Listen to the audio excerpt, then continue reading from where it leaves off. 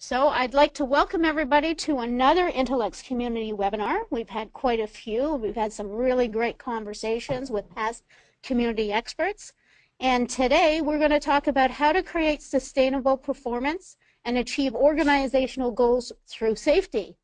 And you've already met and started speaking with Ron Gantt and Randy Cadieux, and they are Intelex community members and they're experts in their field, and they're going to take some time today to chat with us. I'm Tamara Paris, and some of you know me, some of you don't, but I'm the Intelex Community Manager, and when you're online, I'm always there to help you, so send me an email and I can help you. And today, I just wanted to introduce a little bit more about these two gentlemen, Ron and Randy, before we get started. Now, Ron, you have over a decade of experience as a safety leader and a consultant in a variety of different industries. What kind of industries do you work in? I do a lot of work in construction, utility industry, and chemical, petrochemical, and some work in the high-tech, biotech a little bit as well. Cool. You also have a graduate degree in advanced engineering and management, as well as an undergrad in occupational health and safety and psychology. Is that correct? That's correct. And where did you get those from? Well, the graduate was it's a place called University of Alabama at Birmingham. Go Blazers! And the undergrads were from Las Positas College in Livermore and University of Phoenix. So, yeah, cool. All over the place, I guess. Now, Randy, you're interesting. You're the founder of a company called V-Speed Safety. Is that correct? That's right, V-Speed. Can you tell us a little bit about that? Sure. Well, I spent 20 years in the Marine Corps flying big airplanes, and I realized that a lot of things that we did in the military and aviation required adaptability, communications, and good crew coordination. So I founded a bunch of products and services with the central idea that the human is the most important part of any system, and if you can get the people and the teams to work together in good management to coordinate and be adaptive and resilient, then you can accomplish great things. So that's kind of what we do. We help companies get better. Now, you wrote a book, didn't you? You're the author of a book. What's the name of your book? I did. It's called Team Leadership in High Hazard Environments. The subtitle, if I can get it out in one breath, is Performance, Safety, and Risk Management Strategies for Operational Teams. So it essentially takes everything that I've learned in 20 years about team performance and leadership and what we do in V-Speed and puts it into a field manual, so to speak. Now, can people get that on Amazon?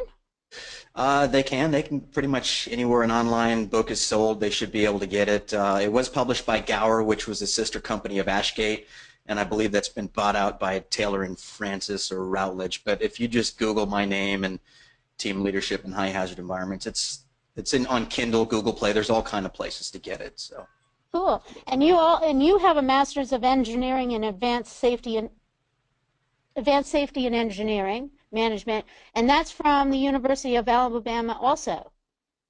So did you two meet at Alabama?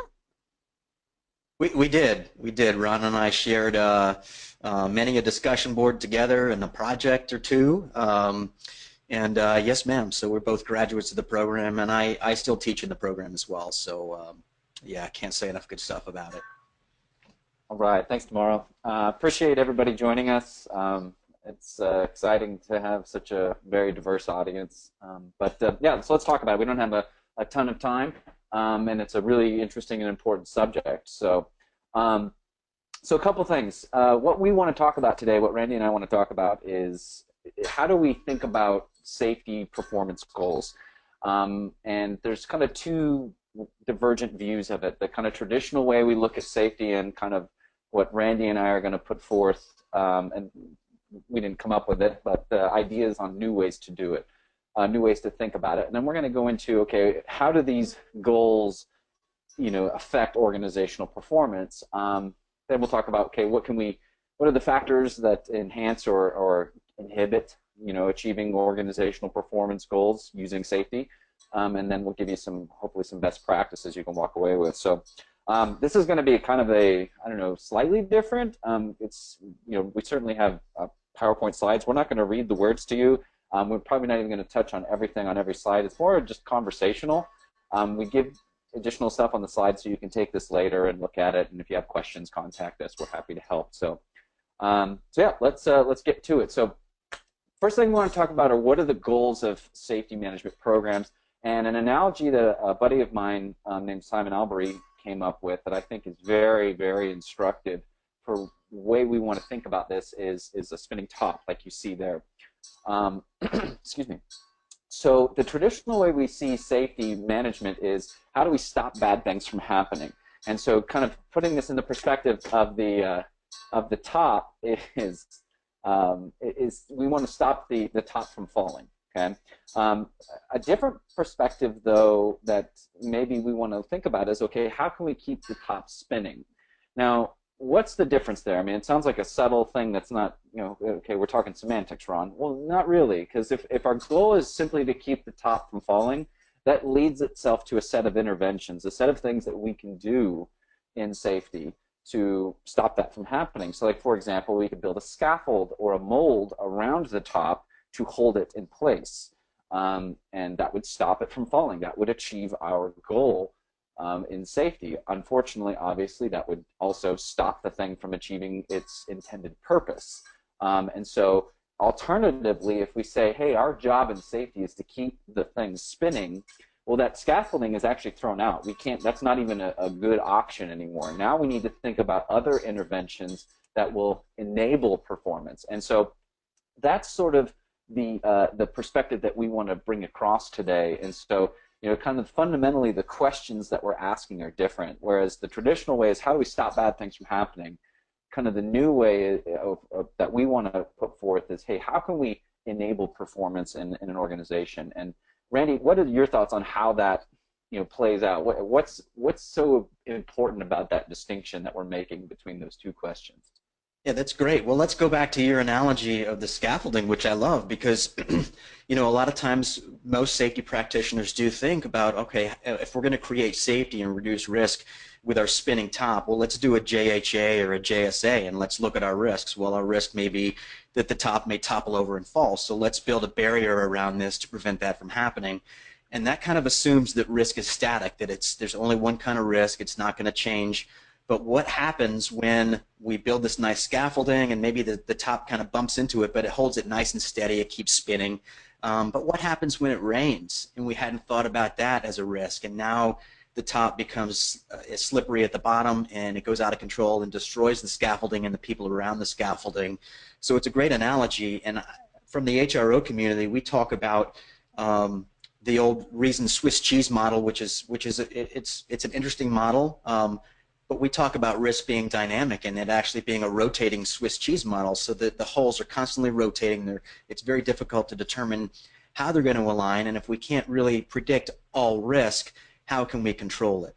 Well, we may not be able to control all of it, but we can use our experts, from technical experts, safety experts, and we can enable performance and simultaneously put those barriers in place which lead to successful mission accomplishment.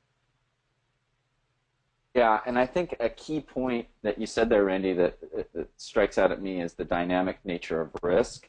And something I'm a big proponent of is anytime you have a human being, the risk automatically becomes dynamic.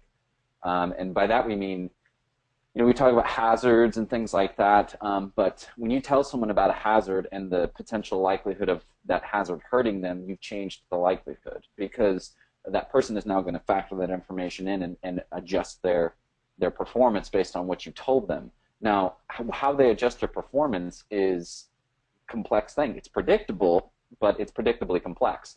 And so the old way of, hey, we have this one best way of doing it, we can hold people back, we can constrain their performance, and we can make bad things stop happening, we can eliminate unsafety, if you will, doesn't really help us deal with those changes because it's impossible to predict every single potential outcome. And so maybe what we need to do is help people better manage those imperfections, help people deal with the uncertainty that's out there and create safety. And so kind of moving ahead, you know, the way we think about, okay, how does this relate to organizational performance? Well, the traditional perspective of, okay, hold back, constrain, things like that, naturally creates conflict. in the organization, because human nature, not just the organization, but human nature is always about pushing further, right? You know, that's just what we do. We always want to, you know, push the envelope, get better at what we're doing, etc. You know, we're not satisfied with the way things were in the past, especially in this day and age with all the technology changes we're experiencing. We're used to these big improvements now. And this idea that we can hold people back naturally creates a new conflict in the organization, and doesn't mean it's not a good thing to have necessarily, but it does create problems. How does the new perspective, though, help alleviate that, Randy, from your perspective? I think we first need to fundamentally understand that I'm going to throw out a couple words. An organization is not deterministic.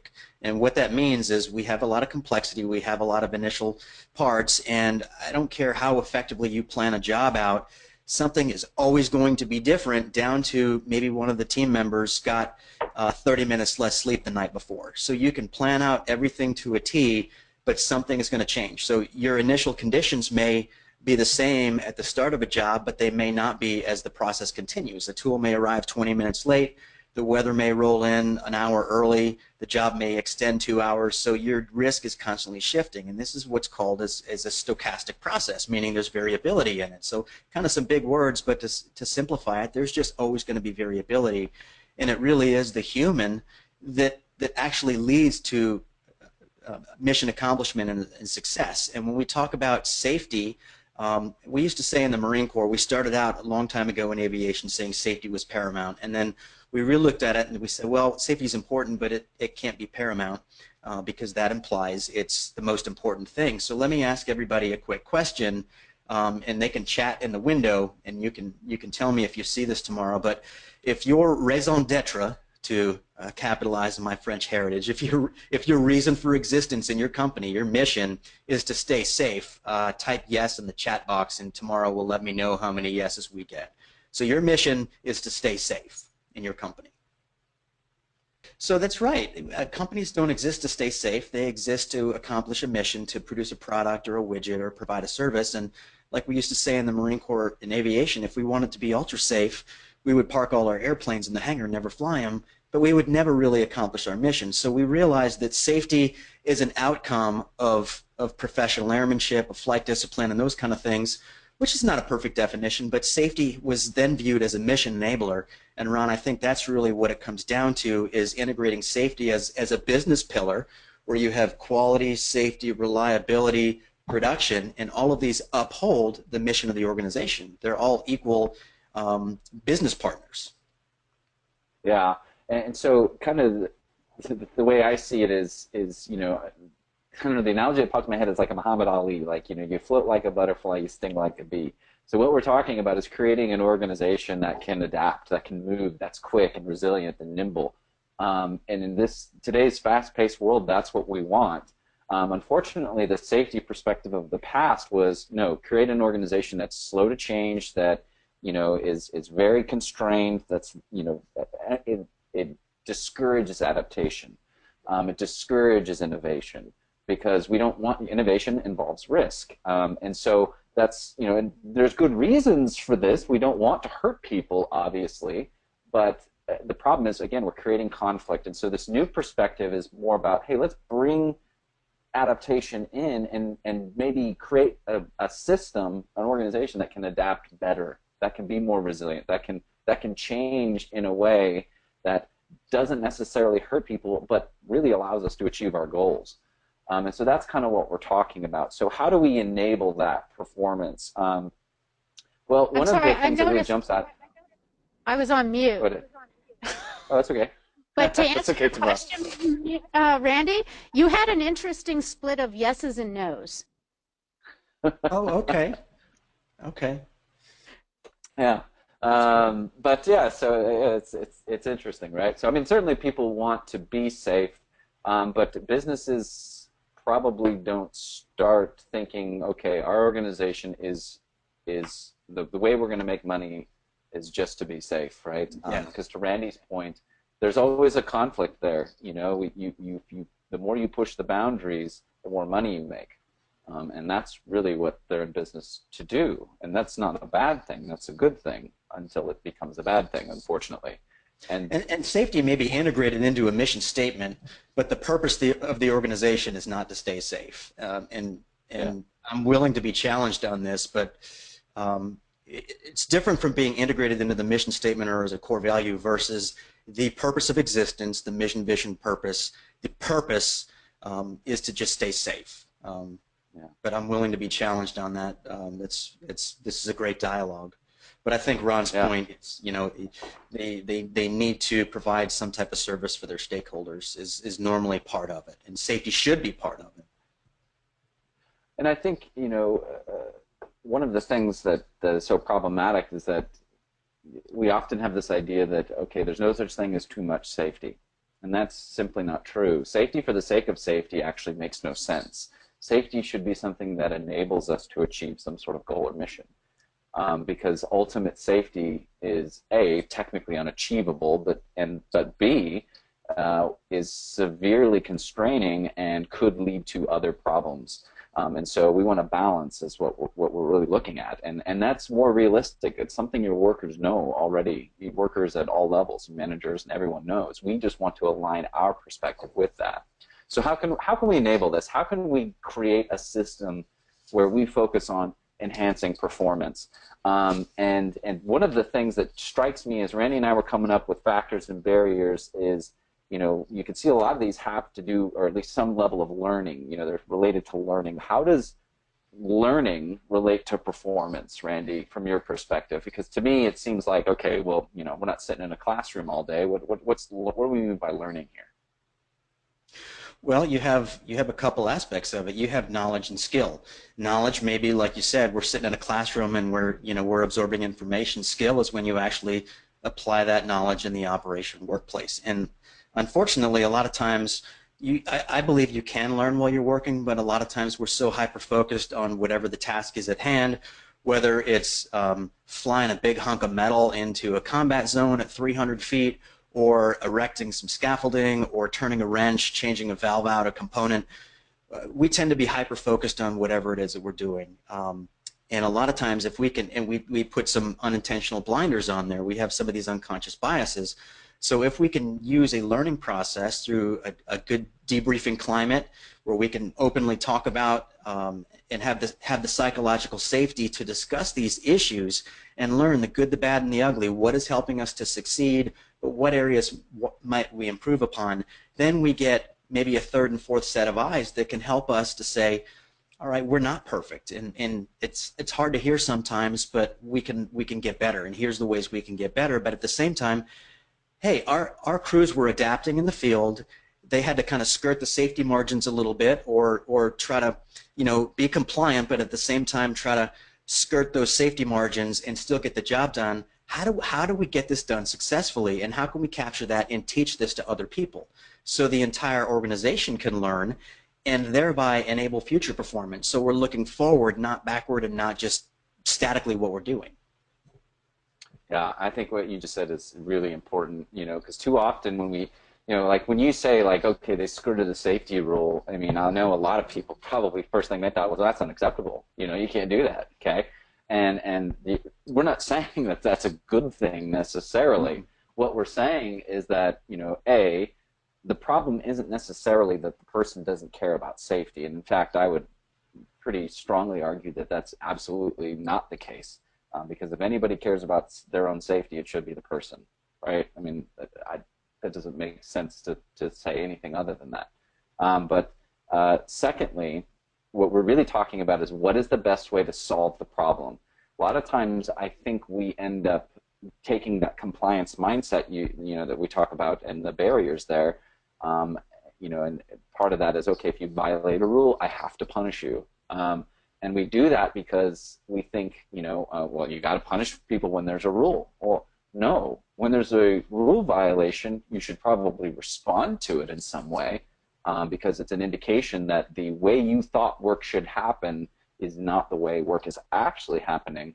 But that doesn't necessarily mean punishment, because, what is punishment? Punishment is an intervention designed to enhance performance. And oftentimes punishment doesn't really achieve that goal. So what we're trying to say is, hey, understand why the person felt the need to adapt. What's going on underneath the surface that you're not seeing? It's too easy to focus on the individual, and when you do that, you miss a lot of the things that you can actually do. You make yourself ineffective by focusing on the individual, unfortunately. So for the sake of time, I'm gonna press ahead and get to best practices. What can we do? And again, there's a lot of stuff, and we're not going to read all these words to you, but just one of the, looking at this list here, there's a real lot of good things. One of the things that's really near and dear to my heart is we in safety need to understand work better. We focus on hazard, we focus on risk, we focus on regulation. We don't focus on work. And I think that's leading to a lot of the problems we're seeing, because we don't understand what it takes to get work done. And so we have this idea that work is easy, following rules is simple, because it looks simple to us. But when we're not out there trying to figure out how these rules work in real life, we miss the reality of the situation. So some of the things that we would recommend you do, I mean, one of the ones I'll just pull out is this thing called positive investigations, or sometimes they call them appreciative investigations or success investigations. And the idea is that take a job that did not fail, so just non-accident, okay, and investigate it, okay? You could even use a similar process as you use for accident investigations. Because we all would agree that a lot of the stuff you end up finding in an accident investigation was there for quite a while before the accident even happened. We often find things like inadequate training, bad procedures, faulty equipment. That's common stuff we find in good accident investigations. Well, that's probably been there for a while, and it's probably there while you have success as well as when you have failure. So why wait for an accident to happen? Why not go out and learn from it? Why not go out and figure out what are those things that your workers have to overcome to get work done? And once you find those things out, you can begin to fix them. You can begin to intervene. You can begin to help your workers deal with those problems. And in the bargain of you doing that, not only will you make the work safer, you will help workers get the work done. And so as a result, you're enhancing performance. So it's the ultimate in aligning safety with organizational performance goals. Randy, from your perspective, what jumps out at you on this list of things that you would say, hey, this is a really important one? Sure. I think 2, 3, and 4 can be summed up with a couple concepts. First, I think, and these are things you can do today. You can do it as soon as you shut down this webinar. You can start doing these things. Try to create a climate in your organization where it's safe for people to speak up. And what I mean by that is, of course you want compliance, of course you want to know, you want people to follow the rules, but the reality is that in some cases your policies, your procedures, maybe a mismatch between your production goals and safety rules, there's some mismatch there, and there's some folks in your organization that are very likely finding it extremely hard to comply with the safety rules and get the job done based on what their supervisors are telling them needs to be done. So there's some conflict there. Create an environment that allows them to feel safe to speak up to you and say, these are the problems that are making it hard for me to do my job. So you as my supervisor need to make it easier for me to do my job right and harder for me to do it wrong. Change the conditions within which they work. And that doesn't, I mean, it could be technology, it could be policy, it could be, compliance isn't going to go away, but there may be easier ways to help them comply. But you got to create that safety, whether it's through anonymous forms or just simply letting your guard, telling them that, this is not a threatening situation. I want your feedback, and in fact, I need it and expect it. And the second part of that is make a debriefing portion integrated into the workday. So the last thing the crew or the team does before they leave for the day, huddle up and debrief. It's like watching, looking at a football team when they head in the locker room, American football or European football, I suppose. When they go in the locker room, they probably have a quick discussion, and then they watch tapes later on. So make it a mandatory part of the day where you conduct a 5-minute debrief and say, look, from a safety and operations standpoint, these are where we had success. This is what we did right, and this is what surprised us. This is what we learned from it. And hey, this was not so great, but we made it, and this is where we can improve. So make that a mandatory part of the workday. Coach your supervisors so they can facilitate these debriefing sessions. And the next link to that is integrating these into lessons learned so that psychological safety, that pocket of knowledge doesn't stay with that one team. It actually filters across the organization, and that's how you learn. And Todd Conklin summed it up best, and he was a podcast guest on my podcast recently, and he says operational excellence can be summed up by an organization's ability to learn from itself, and I love that, and I think that's kind of a great way to finish this slide up, Ron. Yeah, for sure. And just for the record, it's American football and everywhere else football. So, but anyways, so I think with that, I mean, this is again very introductory, very high level with the time we have. I want to make sure there's a few minutes for questions if you have any of those questions. So with that, I will hand it over to Tomorrow really quickly to talk about this, and then we'll take some questions. Thank you, guys. That was an awesome conversation. Enjoyed listening. We do have a lot of questions, and I know we're just over our time, but I think we can just push it about 10 more minutes so we can answer people's questions if you're up to that. Are the two of you up to that? Yes. Okay, great. So I do want to let people know, because people have been asking, is this presentation going to be available? Can I get a copy of the webinar? And the answer is yes. I'm going to be posting this on our Intelex community, and the URL to get to that community is community.intelex.com.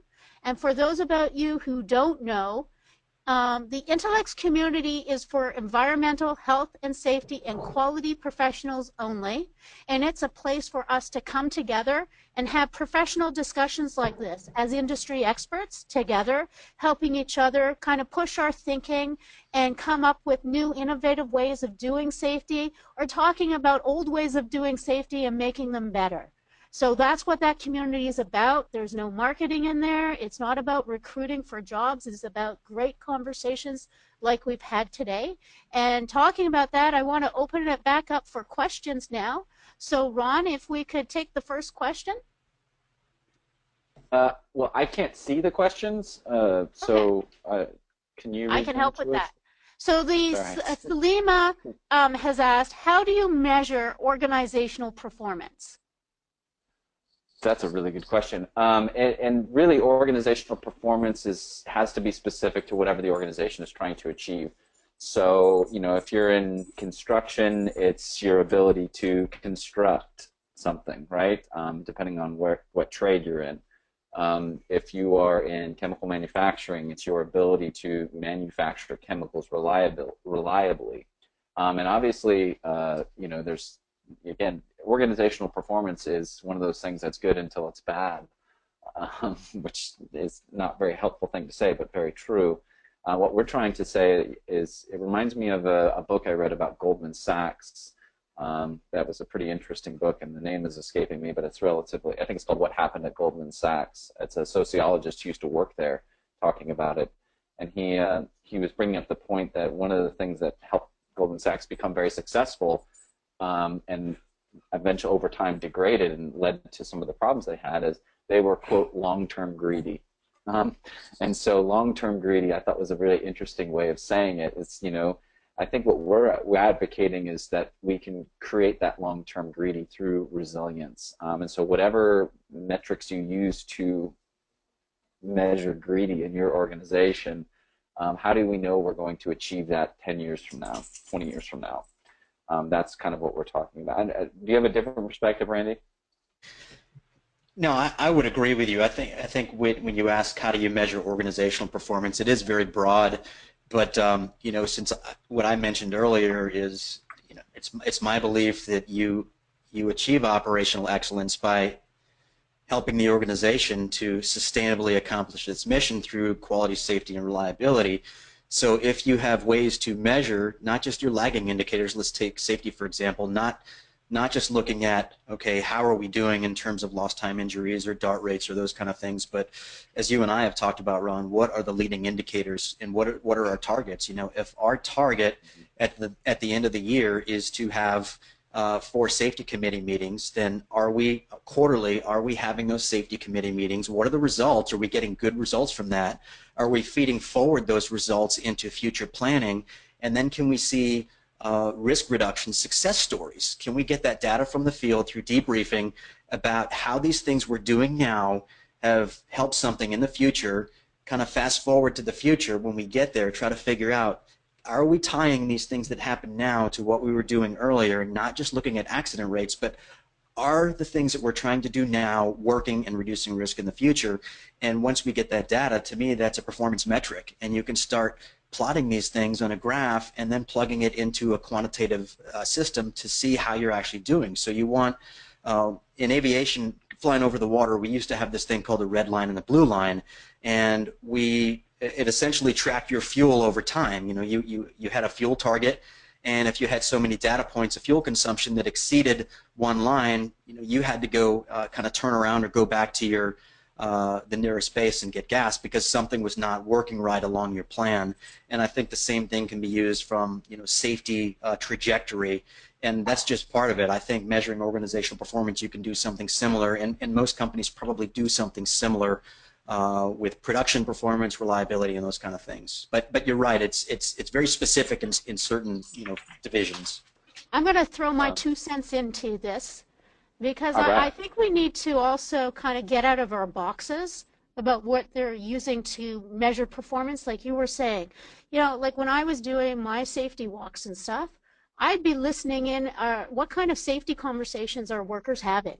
What kind of things are managers doing to help increase safety opportunities, or to even just support the concept of safety in their daily jobs? And then using that as, you know, go up and give a compliment to that manager that you saw them supporting somebody doing something the right way.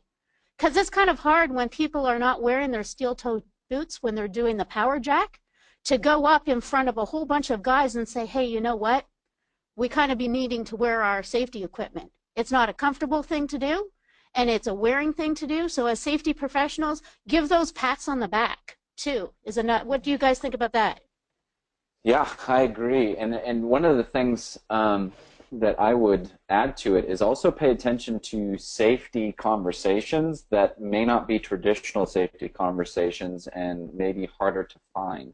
And I remember a kind of a conversation I was having recently at a utility where there was solid waste, so garbage pickup, right? And talking with the workers there who were doing the garbage truck drivers, we were just having a conversation talking about various things related to safety, but they started talking about things like, yeah, you know, one of the things we have to look out for is, hey, in this particular intersection, you've got to slow down to a certain level because, you know, there's a blind corner and it's really sneaky. It's, you know, or this other area, you know, there's kids that always play and their cars are in such a way on that street that they could dart out right in front of you. So you've got to be careful in this area. And one of the things it occurred to me is, like, that's not the traditional stuff that we would find, you know, as we're walking around, or because they're not saying the word safety. They're actually talking amongst each other and saying, hey, here's something I've learned that will help me achieve my goal of not killing anybody while we pick up, you know, our collections. But that's safety, and that's them sharing it actively with each other. Just because, hey, here's a lesson learned I found.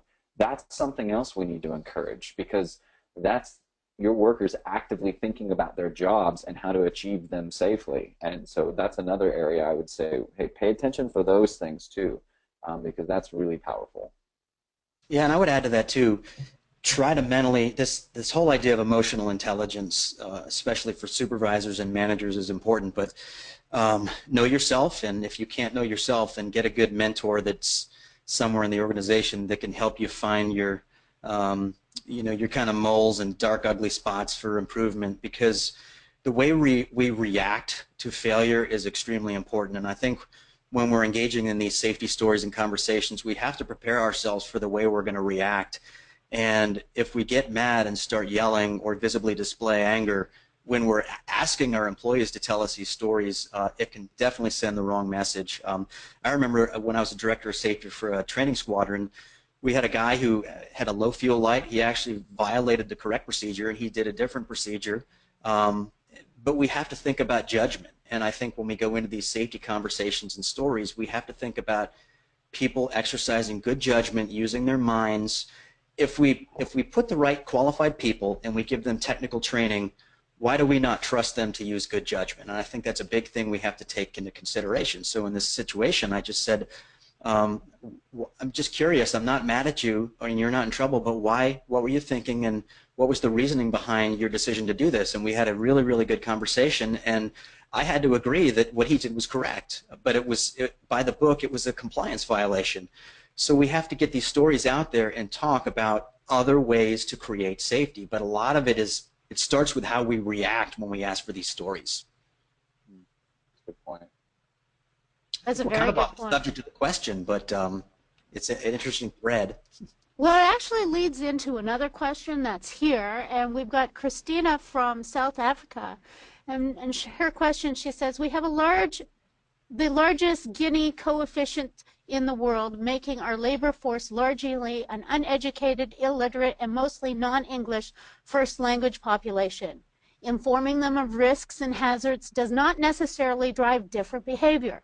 For the workforce, learning is mostly fleeting and lost almost immediately. Any advice for enabling performance at even the lowest level?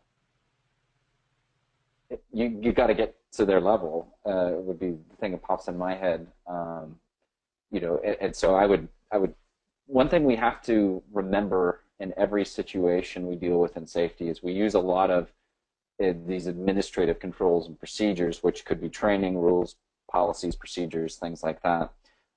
These are not controls. These actually do not control anything.